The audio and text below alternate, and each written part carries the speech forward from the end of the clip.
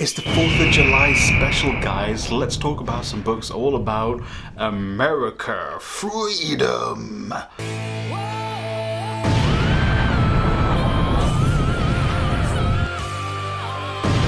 Now, if Bosnia have knocked the United States out of the World Cup, I will have put in a pro-Bosnia thing there. If not, it won't be there, and I'll be telling you this for no reason. But you can pick up the books I'm going to be talking about from the description down below from bookshop.org, which is a company that works with smaller independent booksellers to get them a little bit of a kickback whenever you buy through bookshop.org. Alternatively, try and get these books from your local library. Let's get into it. Starting off strong with the most recent book of these I've read, which is Confronting Counterinsurgency.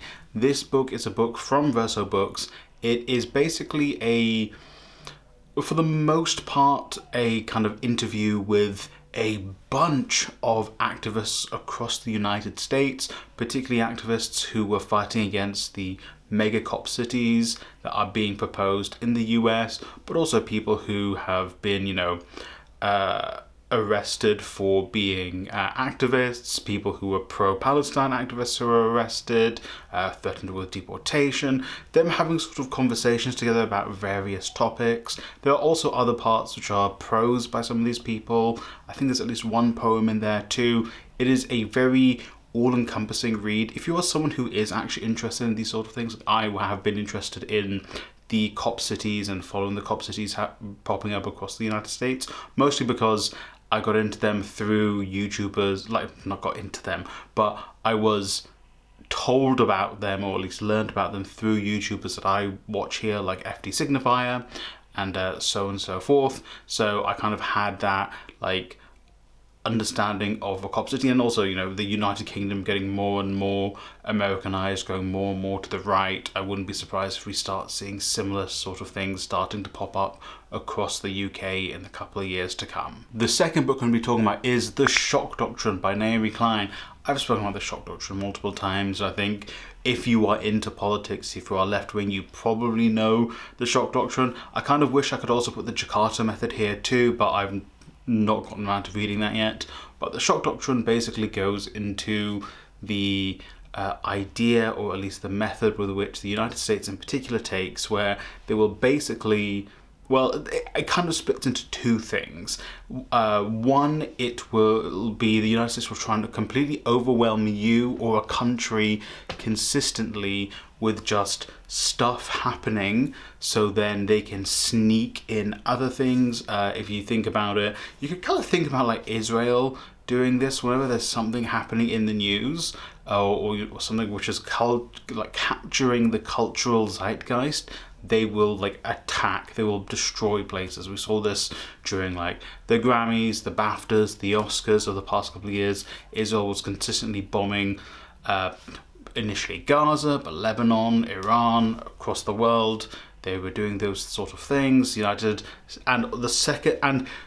Klein also relates it to many of the CIA interrogation techniques they were testing on people, like the hardcore sensory deprivation or the hardcore punishment and torture with the scariest ones being playing the sounds of crying and distressed babies whilst you're forced into stress positions and in deprivation. It's crazy the stuff the CIA not only did on just their own civilians, but they also did, the United States in general did across the world, particularly in places like Iraq and Afghanistan.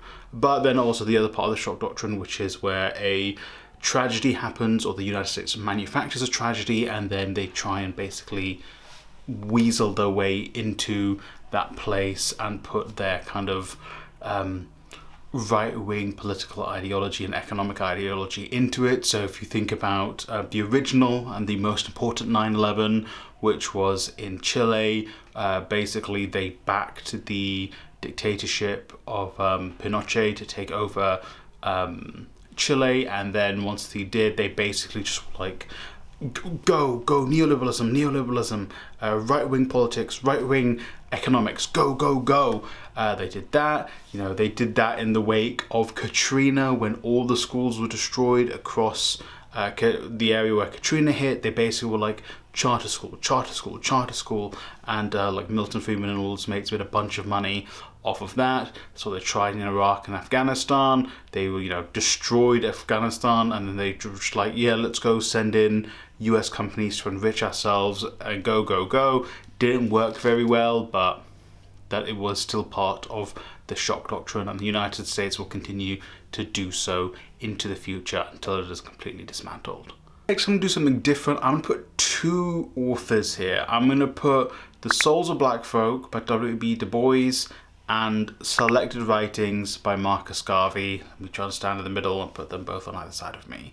So the reason I am putting Du Bois and Garvey together is they were sort of contemporaries, but also they were basically opposite ends. Well, for a long time they were opposite ends of the scale. I think the ideology shifted a bit more, especially Du Bois moving away from this idea of like the talented 10,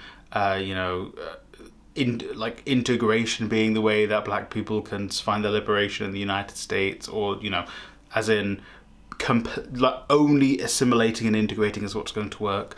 Du Bois did move away from that as well, but Garvey, for the most part, for the majority of his life, was very much a separatist and isolationist. You know, black Americans should either have their own state within America or they should move back to Africa.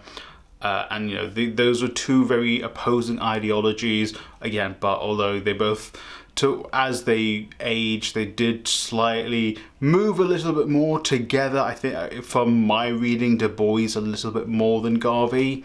But, you know, they basically going forward, you know, as we get to the point in American history which I know more about, which is the civil rights movement, the 40s, 50s, 60s, 70s. A lot of the people at this time, they were not acolytes of these two men's ideologies, but, you know, often they were influenced by people who were influenced by them. So, like Malcolm X, more so, like although, like, his family and his father in particular were, you know, Booker T. Washington and then, like, Marcus Garvey, they were more disciples of them. Malcolm X is slightly different because he wasn't very, like, into politics prior to going to prison and then joining the NOI, you know, and Du Bois, basically, a lot of the more bourgeois, you know, black society kind of leaned a little bit more towards Du Bois's work, but again, also Du Bois kind of moved a little bit further away from this idea of initially being like, yeah, if just black people try and overcome their barriers and try and integrate into more so this society that white Americans have, eventually they will be accepted. Du Bois eventually did move away from that, being like, actually, no, we have to have some quite radical change to actually offer equal rights for black Americans, something which, you know, even though people will tell you black Americans have all the same rights, there was the historic and systemic racism built into the United States that, you know, still affects black people. This is something that whenever I bring it up, people don't believe me. I think I can't remember the location exactly, it's in New York. There's like this one place in New York, which again, a northern state, not in the deep south, so the north was also racist, where the bridges are too low for buses to get there. So, you know, black America, it is a predominantly black American area, historically so, and it was harder for public transport to get to them, so it was hard for those people to get to jobs, to get work, to leave, to go places. And historically, and it is currently now still very difficult. If you do know the place, please let me know in the comments down below. I wasn't planning on mentioning that, I just thought of it as I was talking. But yeah, again, I'm gonna put Du Bois and Garvey together just because they are, like, I wouldn't say, you know, exactly opposites, but they are the two pillars of slightly different ideologies there. And I'm going to finish this video on Disney Wars, because I don't know what encapsulates the United States of America more than Disney. A lecherous mega corporation that like reads its ways, its tentacles into everything, its roots into everything, and either destroys or sucks dry everything out of it. Disney Wars is basically about the was it Bob, like the, I don't think it's Bob Iger, the guy before Bob Iger.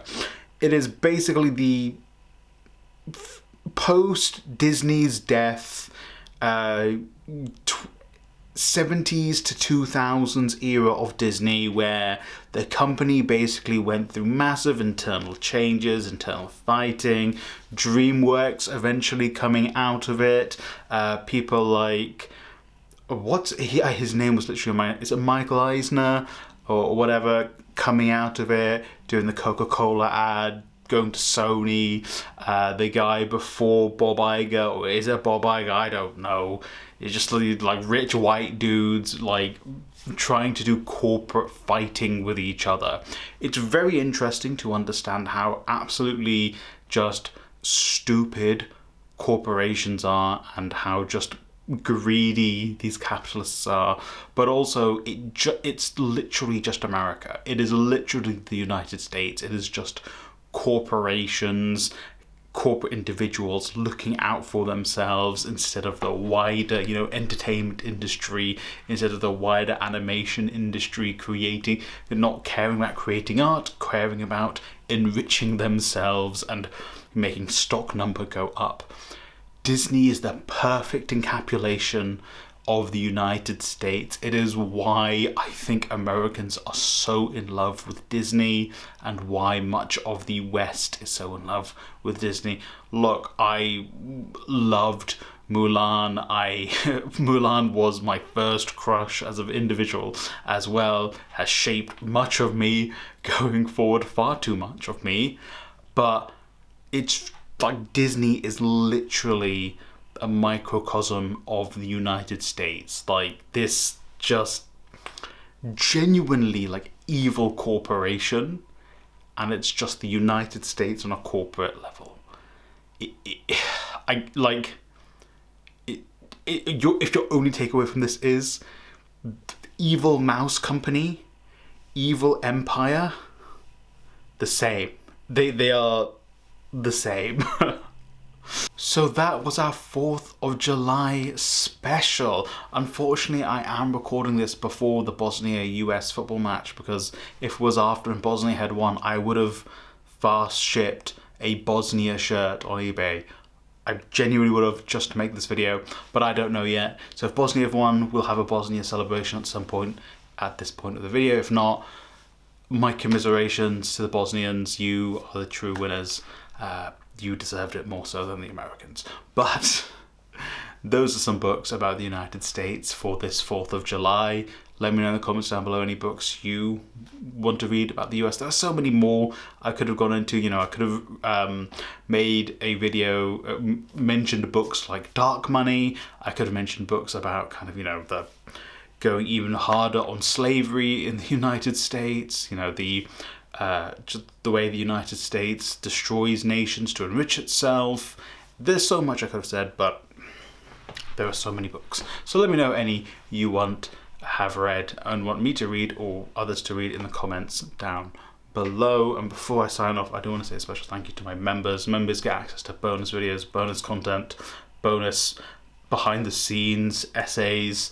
There is a movie club and a book club. It is the 1st of July when I'm recording this, so it's just started. We are reading Men in the Sun by Hassan Khanafani, and the movie is going to be Mickey 17, which I'm probably going to watch towards the end of the month. So if you are interested, you can become a member from as little as £1 a month. There are other tiers as well if you are also interested, but if not, thank you for getting to this part of the video. Remember to like, subscribe, share the video with a friend or family member, and hey, this 4th of July, celebrate Bosnia, not the United States.